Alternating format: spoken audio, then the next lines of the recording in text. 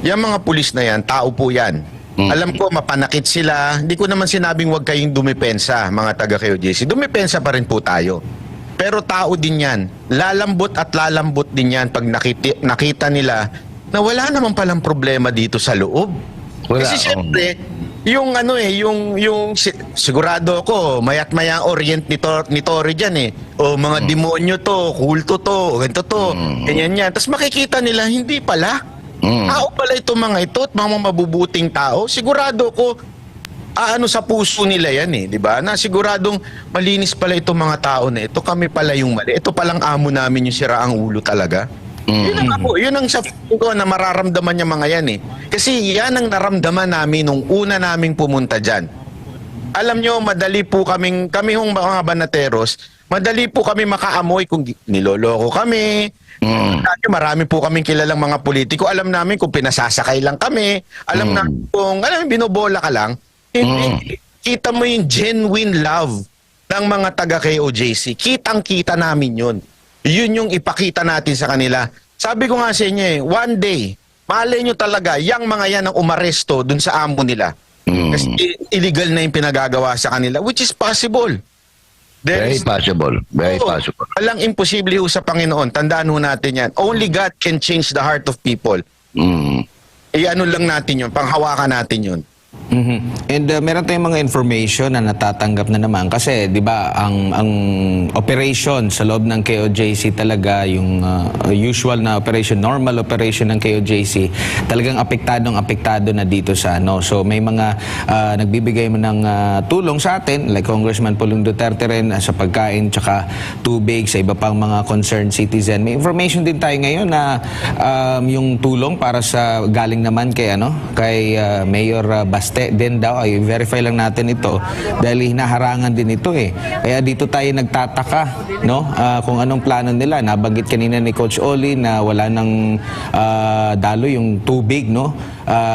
As per kanyang kontrolado nila eh. Kontrolado nila. Kaya nga ako nagtataka, kanina may gustong pumasok ng ambulansya ng 911 para nga matulungan. Davao City 911 yon. Hindi pinayagan. So nangyari, parang pinalakad na lang yung mga mismong pasyente. Pero gustong... Yung mga sugatan. Oo, pero gustong ipapasok yung mobile ng PTV. Saglit lang. Saan bang mas mahalaga? Yung ambulansya? Or mismo yung sa PTV. Tapos ngayon, eto, pagkain, ayaw nila. Kumbaga, di ko alam eh. Kasi kung iisipin nila na nandoon yung subject nila, yung aarestuhin nila, sa sinasabi nila may heartbeat daw, na kumpul-kumpul nandoon, namataan nila, bakit sila matatakot na may papasok doon na ambulansya? Biglang lalabas, napaikutan na nila yung sinasabing may heartbeat. Kaya nagtataka tayo dito sa mga ganitong mga pahayag ngayon ng otoridad ukol nga dito sa kanilang operation.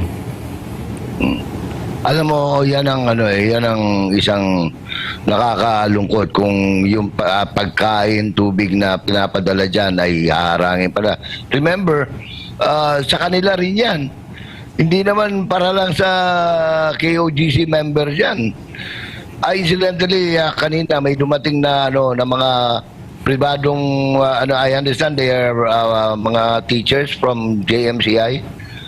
JMCF, na nagatid din ng pagkain, at saka tubig. Mga faculties, mga estudyante, mga alumni, mga magulang, na nakita nila. Kasi apektado na yung pag-aaral. Simula bukas, ang kanilang pag-aaral ay online na lang. Pati yung katabing paaralan pa dyan, online na rin. Yung so, LPU, mahirap.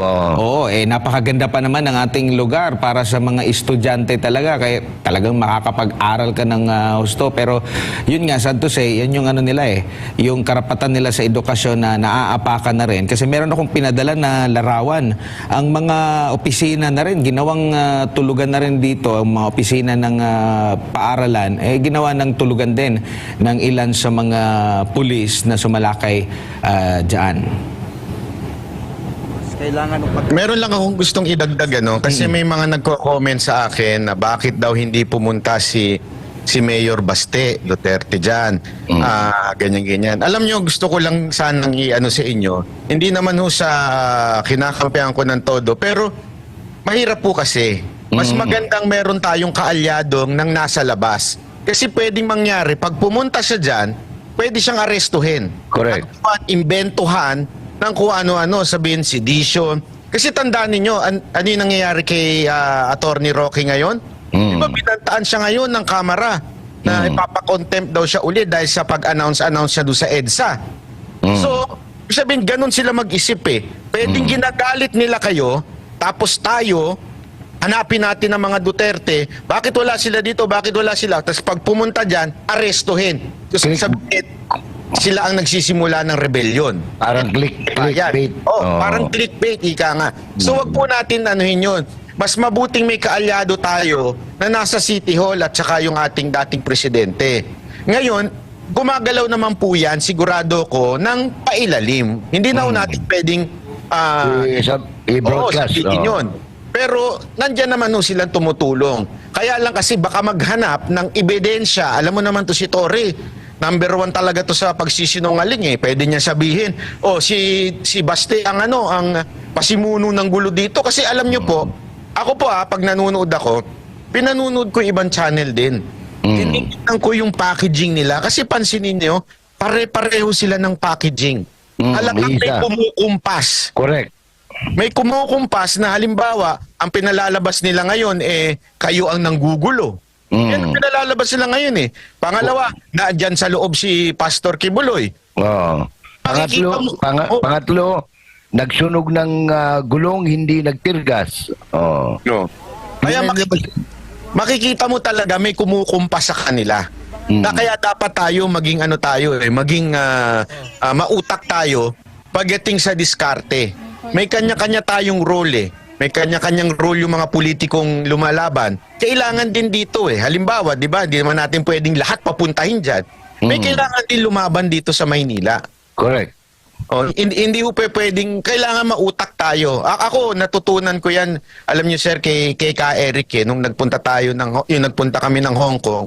Marami siyang kinikwento-kwento sa amin kung papaano. Tandaan natin, si Ka Eric, dati ho talagang nasa pakikipaglaban yan. Alam niya yung tamang diskarte kung papaano yung galawan. Hindi natin alam itong mga lalo na si Torre, sanay sa ganyan. 'Di ba? Baka mamaya may pinaplano 'yan kung bakit niya pinatatagal diyan. Gusto niya pumatol ang mga Duterte. Pag pumatol ang Duterte, may dahilan na sila para hulihin ang mga Duterte. Huwag natin silang bigyan ng dahilan. Tama ka, Byron, kasi remember, Torre is not just a police general, he is a political animal. Kaya nga siya na persona ng grata sa Kalpayog dahil naglaro ng politika na nauwi sa kamatayan ng kung sino-sino doon. At ano yan sir kung mapapansin nyo si Torre, tawag di ba ng tawag? Halatang merong boss May kumukumpa sa kanya. May kumukumpa sa kanya. Hindi naman, feeling ko wala namang alam yan Feeling ko mahina utak niyan Feeling ko lang naman Kasi pag nagsalita siya, alam mo, mapapansin mo na wala talaga siyang alam Feeling ko, finifeed lang siya Tinuturuan siya anong gagawin. O ganito gagawin. Mayat-maya, operation, tatawag ka ng ganyan. And may kumukumpa sa'yo. Diba? May halatang halata. Kung ano yung gagawin niya, kung paano siya gagalaw. Para siyang aso na may leash na, sir, ganito nang nangyari. Parang, naalala ko, meron kami reporter noon na Byron Sabi niya, takbo ka sa ganito. Tapos pagdating doon, sir, nandito na ako, anong gagawin ko? Ganon. Actually, ang nakakataka nga dyan, pansinin nyo, yung sinabi ni Abalos. Dumistansya kagad siya. Hindi kasi, may balita boss Ako kanina galing lang ako sa isang meeting. May nababalitaan na nagkaroon daw ng emergency meeting sa sa Malacanang. Dahil sa mga nangyayaring ito. Kasi don't tell me kahit bangag ang mga namumuno sa atin, napapraning yan. Mas lalong napapraning yan. Diba? Oo. Kaya, lalo na nagkasabit-sabit yung kanilang operasyon. Payang-paya sila dyan sa nangyari dito kay Torre. Kasi wala talaga makita. Pero, wag tayong mga taga kay OJC, wag natin ibababa yung ating guard. Kasi anytime, pwedeng magtanim dyan. Anytime, pwede. Alam niyo yung ginawa nilang tanim tao? Doon ako visit na visit eh. Na yung sinabi nila na meron Trafficking, oo. trafficking, pambihira. Wala akong nakita na hindi tuwan-tuwa na nasa loob dyan eh. Tuwan-tuwa yung mga taong nasa loob dyan at pwede ka naman labas-pasok, lalo na noon. Oo. Noon labas-pasok pwede. Ngayon lang syempre humigpit. Pero noon talagang malayang gumagalaw ang mga tao dyan, tsaka masaya ang mga tao dyan.